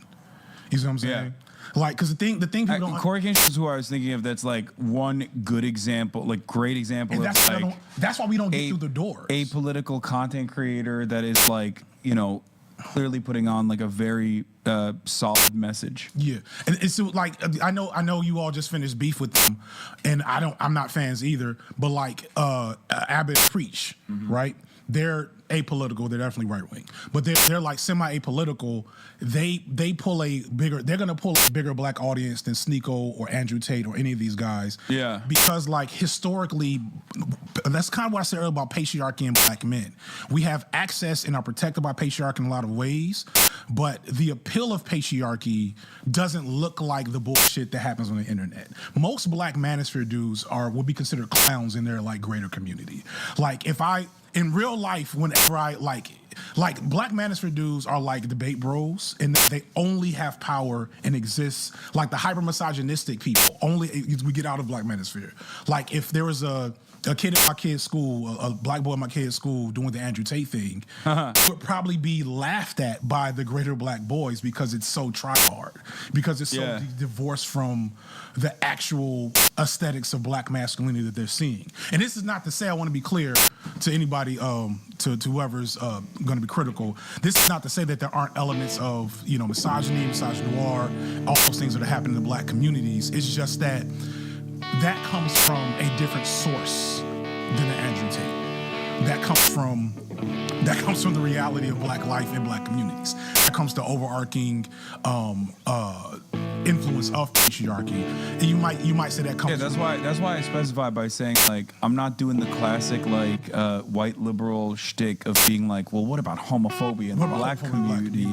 Like I wasn't singling out the black community in particular to be like address these crimes. Like it was more so trying to understand. It's like every community, and it exists in every community, and I feel as though like young black boys are also susceptible to that kind of message, just like young white boys are. And we're here. I guess for me, it's like I'm not accessible. Like I don't know how to approach it. I don't know how to reach out to. You can't. Yeah, I don't think I'll be able to. You will not have. You don't have the features that you need. So you can't. You smartly and thankfully are not like. If you were to become Eminem or some shit, right? If you were to come in here and like overtly throw on a black scent and like present like a black veneer, you could catch some of those same young boys. But thankfully, because I was saying Aiden Ross, you want me to be Aiden Ross? If you were Aiden Ross, yeah, you could do it because because a lot of these young boys. I told you we're a do-rag, dumbass. Please don't I would get That's canceled. bad. I have worn it when someone sent it to me. Well, I mean, I had to. It's a black fan of mine sent it to me on one of my P.O. boxes. I had to do it one time. I'm going to hold that for you in the moment. But no, like Aiden Ross is actually a perfect example because he's racially ambiguous, kind of. He presents this black aesthetic. He involves himself in, you know, the black vernacular, all these things. Yeah. And so, like, if you are a young black, He talks about issues that like young black boys are talking about, Right. as well. But he ain't got shit on what's the fucking guy's name? Top of the food chain right now, streaming. Young Black Kai. Locks. He ain't got Yeah. shit on Kai. Yeah. And so like the black boys are actually watching. Oh, 100%. Like, They love him. I thank you for. It's like Kai and RDC are at the top, like with respect to that, and I think like RDC especially, I would say, but Kai as well. I think they like Kai for being so young. I think carries himself a certain way where he understands that like he needs to be brand friendly, which is a very good thing in my opinion. And they're Like, also he- trying. You know Yeah. what I mean, like the thing that so when you're going back to like even talking about my sons, when you are a young black man, you don't have a lot of imagery to aspire to. Like the images, the positive images are often manufactured, and you can kind of tell. The negative images may feel familiar, but they're obviously negative images, and so like you're kind of in a wavelength in between those two extremes. There are young black men that don't fuck with me because I'm too soft. You know what I'm saying? I'm too gentle. I'm too friendly to like trans folks and queer people in my audience, right? And so maybe they'll like some of the younger dudes I fuck with more. And so those young boys are always looking for images. It's like all boys; they're looking for images that reflect what they're trying to aspire to. Yeah. And so the absence of a black aesthetic, a manufactured, I'll be clear, black aesthetic, than you versus a Ada Ross makes that difference. And then of course, there's a reason why so many manosphere major figures historically, maybe not now, have been men of color. Andrew Tate, Bruce V, Kevin Samuels, and probably a couple of more. Andrew Tate transcends that so much that like It's I weird. often forget that Yeah. he's like his dad was literally like a black chess. He was He wasn't a grandmaster, but I think he was like I am. genius. Yeah, and his dad was a black chess genius. His dad looks like the type of dude. Like when I saw his dad, I was like, oh, this makes so much sense now. But I want to get into that. And so like even if he doesn't engage with his blackness gives him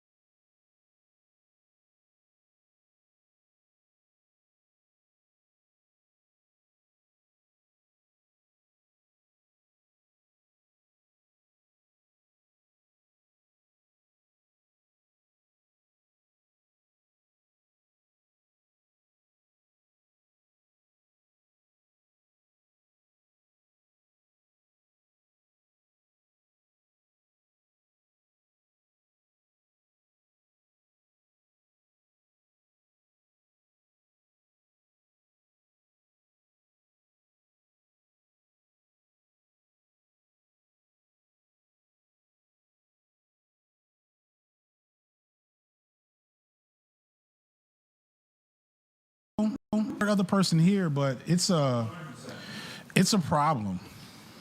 Let me see if I can close this off again. Here. What is this? Let's see. I don't even know what this is. I didn't even open this yet. All right, we're back in action. Here you go. It's like a Nerf gun. You don't have to show it. Oh, I don't have to show it? It's fine. Let's see. There's the Mr. Beast face. All right. He has a bar named D's Nuts. Yeah. D's Nuts. No way. Send me so much. D's What the nuts. fuck? Oh, dude, these are massive packs of. Gonna have to get some D's nuts. Tex nuts to 69,420. This is why I should have listened to my friends What did they say? and not came on here. They This said- is if they had told me he's gonna give you Mr. Beast stuff, I These mean nuts stuff. D's Nuts. No, they'll love it though. I mean, I know they're gonna love it, Hassan. Yeah, That's the okay. fucking problem. Yeah, Why isn't this like stuck? I don't know, but here you go. Both of those boxes. All right. We're gonna take Mr. Beast stuff for the babies. I'm gonna take this massager. And let me see what else I'm gonna grab. No, let me stop. This was dope, man. This All was right. dope. Appreciate you. Thanks for coming I don't know on, next time I'm coming. All right, it's over. Gave him some fucking Nerf guns, and it's over. So next thing we're gonna watch is Gaffer and Gear 231 Amaran tubes. This is one of my favorite channels. It's Mr. Locke here. He is a professional gaffer, which means he lights for TV, movie, and video and film production in general. And he's a lighting guy. So there's, on the larger the production, the more specialized the roles, and especially if it's a unionized production, in like US, he lives in Australia or England or, any kind of other country that has unionized systems. A lot of times the gaffer, which is what this guy is in control of the lights.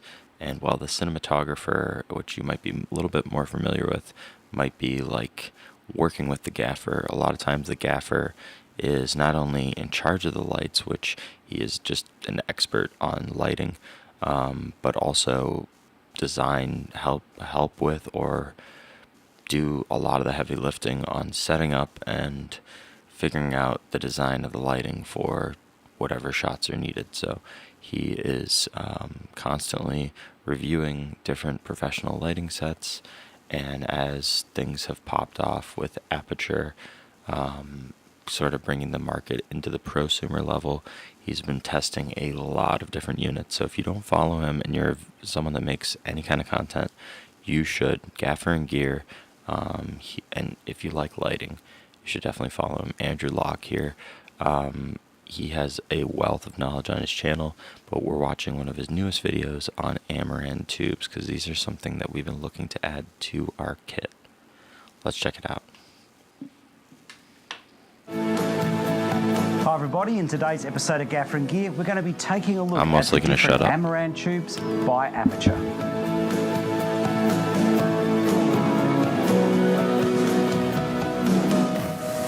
Okay, so let's start off the review by going over the primary differences between the two types of tubes. All right, so this is the PT series. PT stands for pixel tube, and this is the T series. T stands for tube. All right, so to make sure I don't mix things up in the episode, I'm going to refer to these as the pixel tubes and these as the non-pixel tubes. You'll see why it gets a little bit confusing for me, the names. Okay, so this is actually the PT4C. So the 4 stands for 4 foot and the C stands for color. So you can get these in 1 foot, 2 foot and 4 foot. This is the T4C. So T stands for tube, 4 stands for 4 foot and C stands for color. These are also available in 2 foot. Now, there's only 1 letter difference between the names, so I'm bound to mix them up unless I call this the pixel tube and this the non-pixel tube. All right, so let's go through the primary differences, well, the Pixel Tube obviously has pixel effects, whereas the non-Pixel Tube doesn't. Now, the Pixel Tube also has a built-in battery. All right, now, the non-Pixel Tube does have battery operation, but the battery is removable from one end. Okay, so you can buy additional batteries, mount them onto the bottom, and operate it that way over battery. So they're the two primary differences. Pixel effects, built-in battery, no pixel effects, and external battery. Now, other differences include the CCT range of the units. The Pixel Tube has a CCT range from 2,700 Kelvin up to 10,000 Kelvin with green magenta correction. The non-Pixel Tube has a CCT range from 2,500 Kelvin up to 7,500 Kelvin with green magenta correction. In terms of other operational differences, the Pixel Tube has an advanced HSI mode, so that means you can select the base CCT at which you desaturate your light to. Now, with the non-pixel version, you can only select the CCT at which you desaturate your colors to over DMX. Now, there's a $100 price difference between the two. Now, the non-pixel version comes with a very limited amount of accessories. You have an eyelet for the top, and I think that's about it. All right, so I just went off and checked its bag. It comes with an eyelet and, of course, the charging station and a battery. All right, whereas the Pixel Tube comes with a whole stack of stuff. So you've got the eyelet, which I've got mounted into the top. It can mount at either end. You get a floor stand, which you can also mount at either end. You get some of these clamps, which are plastic, which clip on. Now, the clamps have a spigot mount, and they're also magnetized, right? And you also get the DMX to USB adapter comes with the Pixel Tube. So you do get quite a bit of value for your extra $100, but that isn't necessarily a reason just to buy this. This does have some advantages. Okay, so let's go into the pros and cons now, and also the pros and cons that the tubes have over each other. What's the benefit that one tube has over the other tube? All right, the first overwhelming negative for me, and probably a lot of professional gaffers, is these tubes don't have built-in CRMX, Lumen Radio, or WDMX, and fair enough for the price. But if you want to run these off DMX, and they do run extremely well over DMX, I have to add, you're going to need the adapter cable, which connects to the USB port, and then to your DMX cables. Of course, this can be messy. Now, a further disadvantage with this, as far as I can see, or a further negative, is it has a USB-C power through. Now, that sort of makes sense because USB-C is going to be the standard going into the future, but at the moment, I don't have any CRMX receivers that run off USB-C, so that means an additional adapter cable and even more mess I've got to try and conceal behind the tubes. Now, as further negatives, neither tube has an IP rating, so they can't be used out in the rain. All right, so let's go over the advantages and disadvantages of the tubes individually. All right, so the Pixel Tube, we'll start off with that. Now, in its white light mode, in its CCT mode, it's probably not as bright as you're going to anticipate it being. We'll cover that in a little bit more detail in a sec. Now, in terms of the pixel modes, this is a stand-alone Pixel Tube. So what I mean by that is you could have, say, 10 or 20 of these in a row, and they could all run an identical pixel effect, but you can't link them together and have a pixel effect going from one tube to another. So if you want to do that over your Sidus Link app, you're going to have to buy InfiniBars. All right, now let's get into the advantage that this has over this unit. All right, so the first difference is the brightness. Now, in terms of the color modes, the brightness is very similar, but when it comes to your CCT or white light mode, the brightness levels out of this totally destroy this tube. Let's take a look. Let's start off looking at 3200 Kelvin. Now, to give you a real-world comparison, I also took some readings with a Titan tube. Now, as you can see here, the Amaran T4C comes in at 140% brighter than its Pixel Tube brother. Now let's take a look at 5600 Kelvin, and it's a pretty similar story. Again, the T4C comes in brighter, but this time by 155%. Now let's take a look at primary red, and this is where things really turn around. the Amaranth Pixel Tube is now the brightest light, but only a little bit brighter than the T4C. But what's interesting here is the Amaranth Pixel Tube is 230% brighter than the Astera Titan Tube. Now let's take a look at primary green, and the PT4C is once again the brightest, but only by a fraction over the T4C. But again, what's interesting here in the colour mode is that the Amaranth Pixel Tube is 60% brighter than the Titan, and the results are pretty similar in blue. The Amaranth Pixel Tube is noticeably brighter than the T4C, and about 60% brighter than a Titan Tube. Now, the next advantage that the non-pixel tube has over the pixel tube is in terms of colour render. The highest colour render score I recorded on the pixel tube was a TM30 of 94. The lowest colour score I recorded on the non-pixel tube was also 94, and that's only above 6,500 Kelvin. Below 6,500 Kelvin, this thing scores 95s and 96s. Now, in addition to having superior colour render, it also has superior colour fidelity. So what that means is if you're using it in its white light modes, things like your skin tones, things like shirts and clothing, will be the correct colour saturation, where this unit is a little bit off. Now, in addition to that, the non-pixel tube also has better white point accuracy, or delta UV. So both lights have green I hue was magenta planning on correction, trying to but pick up this the one on the you might right, need to use it a little bit just to match in this both the light 4-foot in and your the 2-foot existing aperture configurations lights. for some like fill lighting and just Now let's go extra over lights. some of the advantages Oh, of lightsaber. the battery being Dude. removable. So number one is the bulk of the weight is the battery. So if you don't have the battery attached, the light is actually extremely lightweight. So this could come in handy for rigging. Let's say you want to build a softbox over the top of your set and you're thinking about having tubes in it. Well, this might be an advantage, not having the weight of the batteries in that softbox. Now, the other advantage is that you can buy batteries separately, so you don't have to have lots of tubes being on standby in case a battery goes flat. You can just replace the battery. But here is what I think is the biggest advantage of having the battery at one end. Because the bulk of the weight is in the battery, if you are hand holding it from the battery, the bulk of the weight is in your hand. So it is very easy to hold this above a camera or hold it underneath the camera if you're going to be doing handheld work with it. The other advantage you've got with the battery being at this end is if you're using it in, say, a C-stand. It does have a thread at this point, so you could put a spigot in, mount it to the C-stand at the battery end, and the bulk of the weight is now closer to the C-stand, reducing the chances of anything tipping over or sagging. The other advantage that the non-pixel tube has is it has more secure mounting options.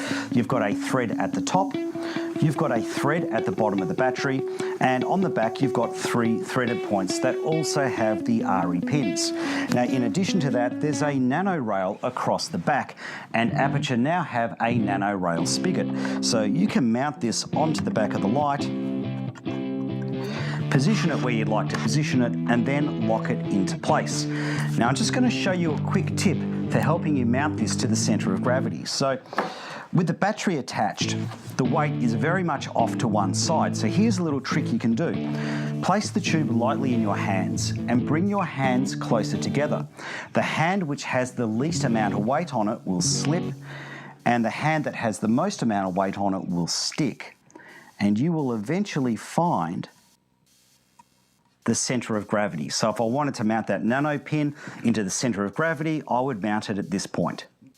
Let's go back to talking about the pixel tube for a moment, and one of my favourite pixel effects is the fire effect. Now, a lot of tubes, the fire effect runs pretty much evenly across the tube, like a fire would if it was horizontal, but you can rotate the fire effect in this from horizontal to vertical. So here I've got it running vertically, and you've got less flicker down the bottom than you do at the top. So it really does feel like there's some height to this fire.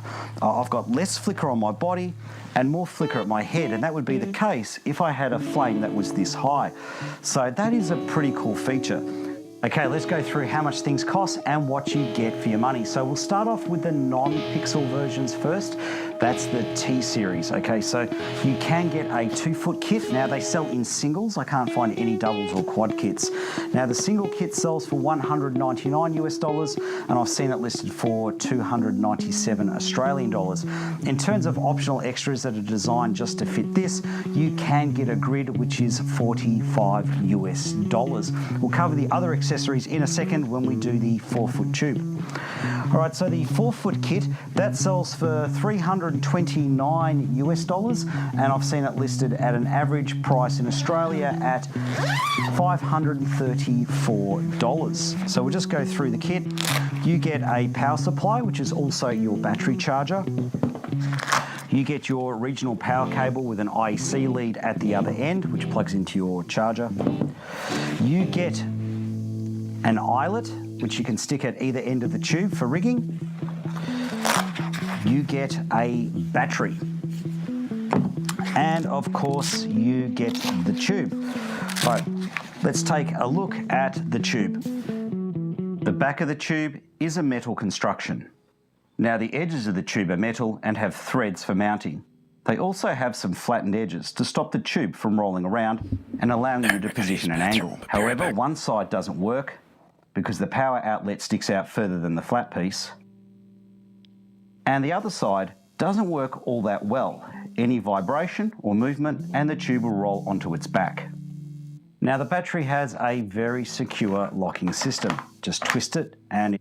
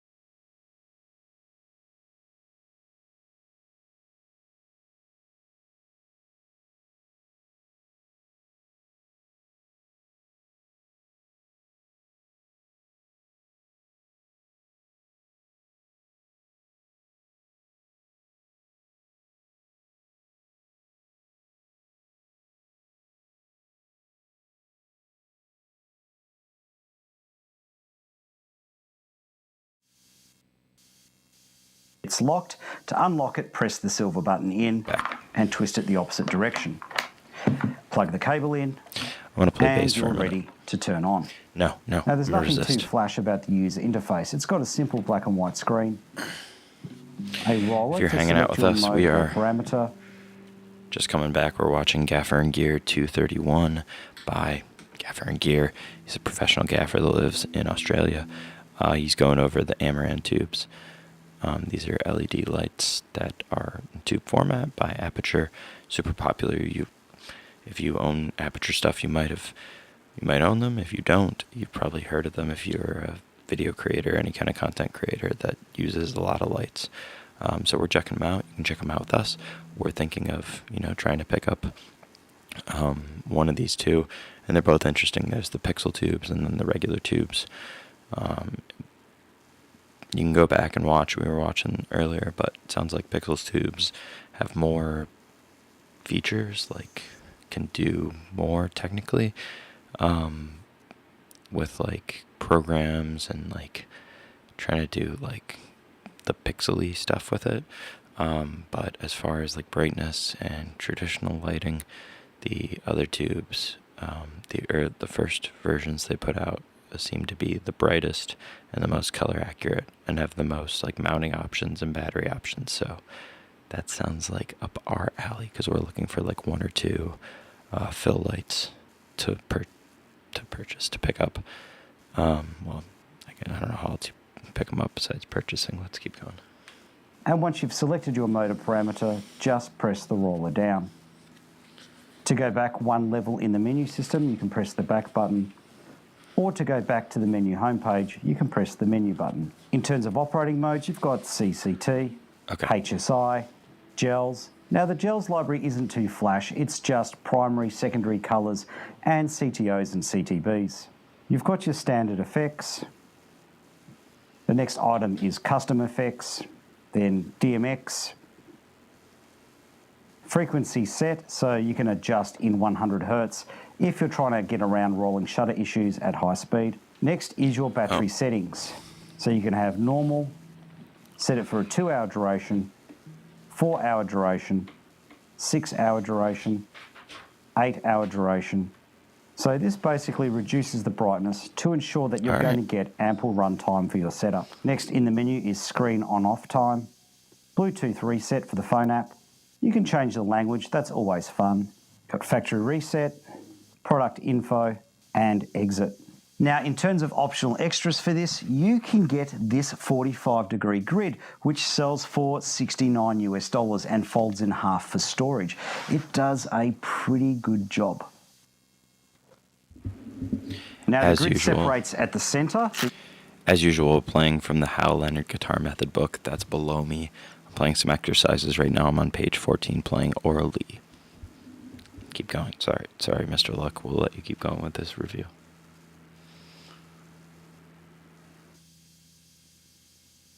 Just undo the Velcro there, and it folds in half and has a Velcro cable tie at that end, so very easy to store. So that again is $69.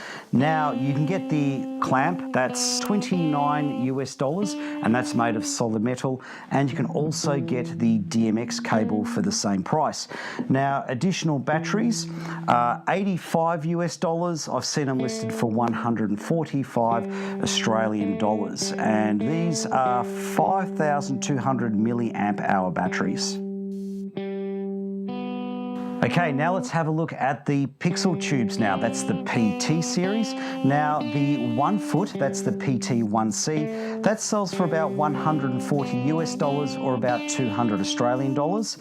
And you can get a grid for it for $19. Now that comes with no DMX cable and no charger in that kit, so that's something to bear in mind.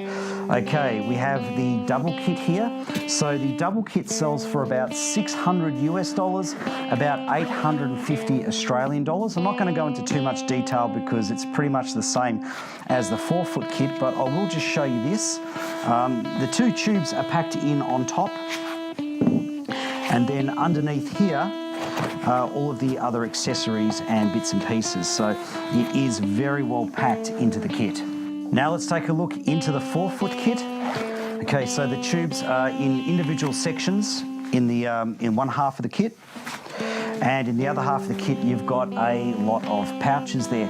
Okay, so let's start going through the pouches. So you get your 2 chargers or power supplies, so that's their USB-Cs.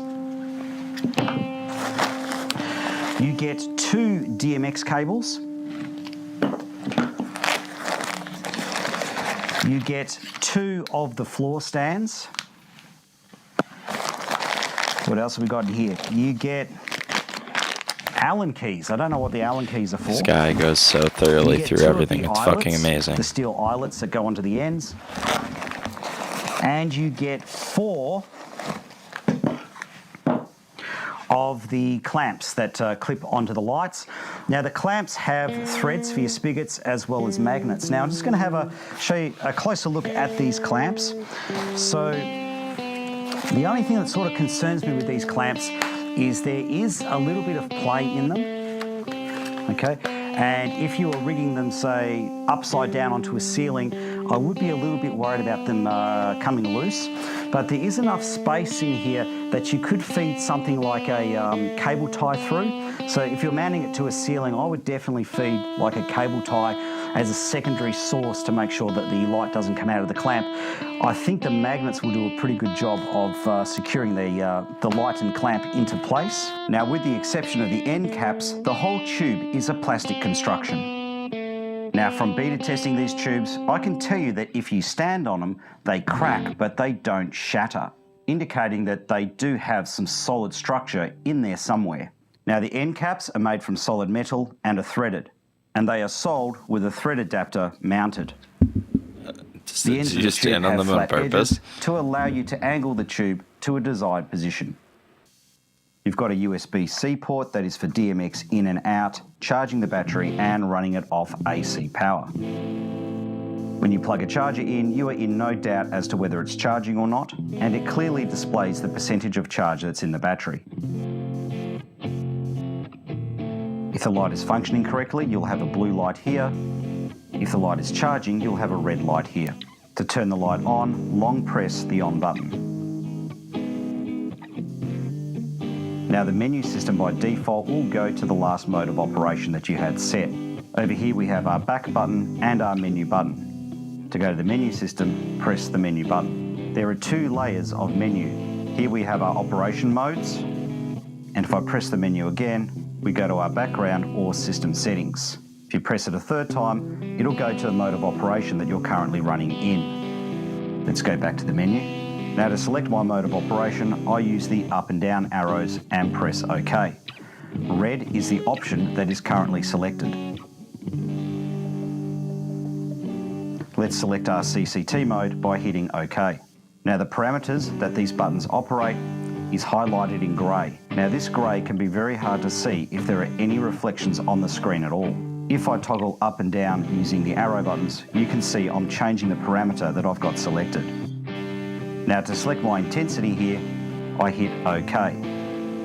And you can see the grey box has now shifted to the intensity reading. The intensity is adjustable in 1% increments. And as I adjust the intensity, you can see it adjusting on the light.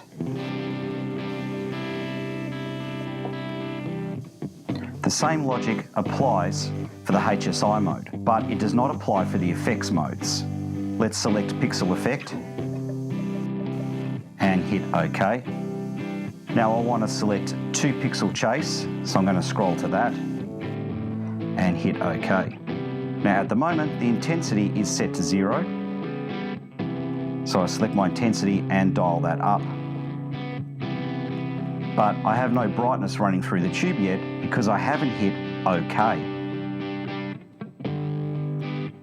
So in the effects modes, you have to hit the OK button in order for the parameter setting that you've put in to take effect. This can be very confusing. For example, you can have a fire effect that is not in motion. Despite dialing in speed, you might not have hit the enter button and it is still running at 0. Now let's take a look at the second menu. We can adjust our Bluetooth settings and our DMX settings. Let's take a look at the DMX settings. You have the usual DMX options of DMX address, DMX profile, and DMX loss of behavior. Let's go back in the menu. And you also have your system settings. You can select your language, screensaver, product info, and do a factory reset. Now, I almost forgot to mention that the optional grids also work with the PT tubes. Okay, now let's get into the DMX testing. And just a reminder that you need the USB to DMX cable adapter in order to do this. It is sold with the Pixel tubes as standard, but it is not sold with the non-Pixel tube. So just remember that. Now, in addition to this, the DMX profiles on the Pixel tubes, you've got CCT. Now, at this point, I got thoroughly confused and messed it all up, so just read the list. But the important thing to note here is these are all 8-bit profiles. There are no 16-bit profiles. Okay, let's start the testing. I have the Aputure T4C tube, that's the non-pixel tube, running off an 8-bit CCT HSI crossover profile, and it is receiving its commands via an external CRMX receiver. In the middle, I have the Aputure PT4C tube, that's the pixel tube, also running off a CCT HSI crossover profile, 8-bit, and it is receiving its DMX commands via an external CRMX receiver. Now, to give you something to compare the response times to, I have an Astera Titan tube, which is also running in an 8-bit CCT HSI crossover profile, and it is receiving its commands via an internal CRMX receiver. All 3 lights will be receiving their commands at the same time. Let's start off with instant on-off commands.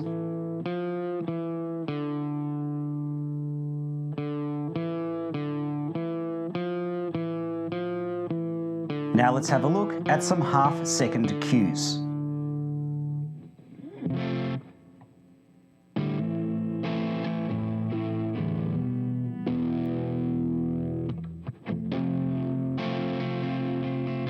Now let's have a look at some 1-second cues.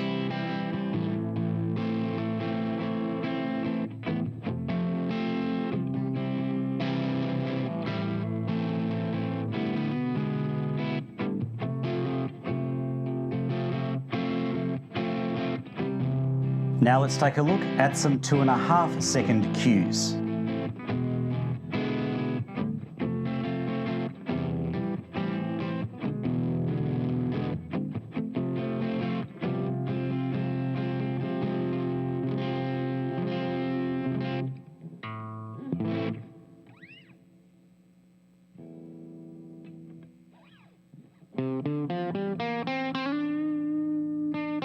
Now let's take a look at some 5-second cues.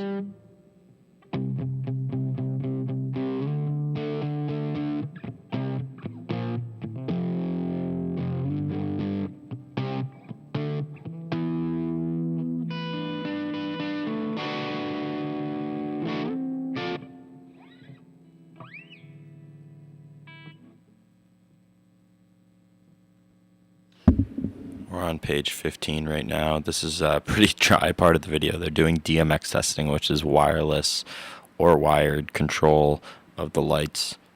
So you can program them to different stuff and control them remotely. Now let's have a look at some CCT changeovers Yeah, they're between doing all this stuff. 5600 Kelvin There's numerous and benefits to doing 3200 that, Kelvin, but it's not starting always with necessary. It's instant not something I changeovers. think I would use much. I've never used it myself, but if I had the ability to do it and it was wirelessly built in, that's what he's talking about. A lot of new lights have Now let's do wireless some lumen radio half-second built in. changeovers. That's what it's called. And you can just have like a tablet style controller built in transmitter in the light and just kind of like pull out your controller and control all the lights Now together. let's So do some that's the dream. 1-second changeovers. These have to be plugged in, but still usable. The Titan tube on the end is like the industry standard, sort of. That's definitely like his control. And it looks like the T4C is doing pretty well. So we're going to keep playing that. We're on page 15 now. Now of- some of the Hal Leonard 2.5-second book changeovers. on Notes on the Fourth String, and we're about to flip over to the next page. We're just kind of hammering in the fourth string notes before we go forward.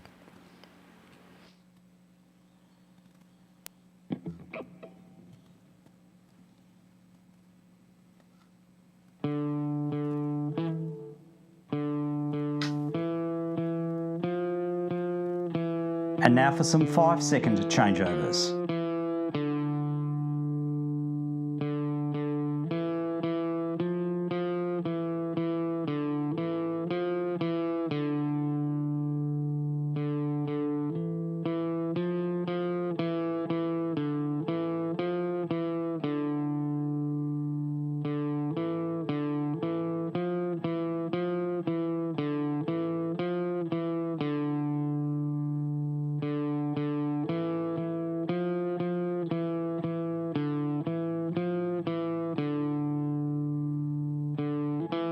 Now let's have a look at some cues, changing over from white light to a colour hue. And this is where things get interesting. The Aputure T4C, that's the non-pixel tube, seems to be a bit behind when switching over to a colour mode. And the Astera Titan seems to be the opposite. When going from a coloured light back to white light, it seems to do a slow transition rather than an instant changeover. Whereas the Aputure Pixel Tube, the PT4C in the middle, seems to be able to do everything on cue. Let's take a look.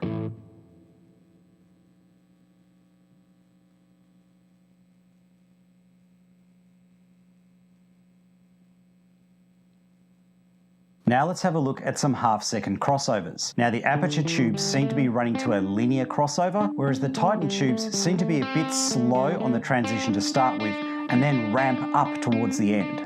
Let's take a look.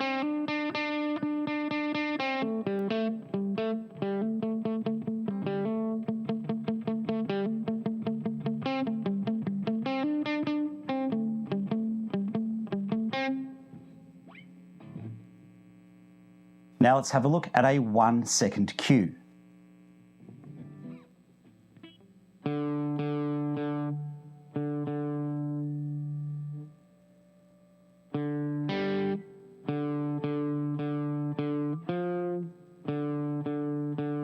Now let's take a look at a 2.5 second cue.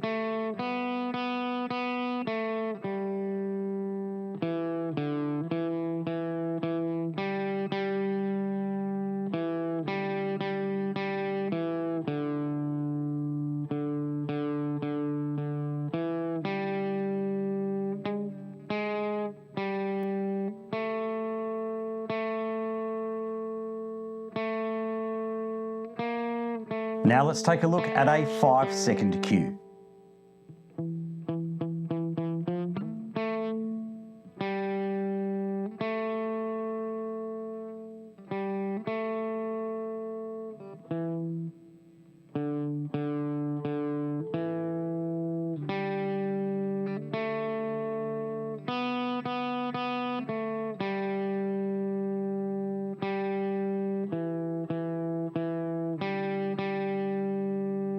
Okay, let's start going over the data I've collected on the T4C, starting off with the average CCT accuracies. Between 2500 Kelvin and 3000 Kelvin, the light is typically accurate to plus or minus 14 Kelvin. Between 3100 to 4000 Kelvin, the light is typically out by minus 6 Kelvin. Between 4100 to 5000 Kelvin, the light is off the target value by an average of minus 68 Kelvin, and between 5100 to 6000 Kelvin, that jumps to an average of minus 132 Kelvin. Now let's take a look at the light's white point placement measured in delta UV. Between 2500 Kelvin and 3000 Kelvin, it has an average delta UV of plus 0.0002. Between 3100 Kelvin and 4000 Kelvin, it has an average delta UV of plus 0.0010. Between 4100 Kelvin and 5000 Kelvin, it has an average delta UV of plus 0.0013. And between 5100 to 6000 Kelvin, it is splitting between the Planckian curve and the daylight curve with an average delta UV of plus 0.0018. Now let's have a look at the colour render results measured in TM30RF. Between 2500 Kelvin and 3300 Kelvin, the light scores are 96.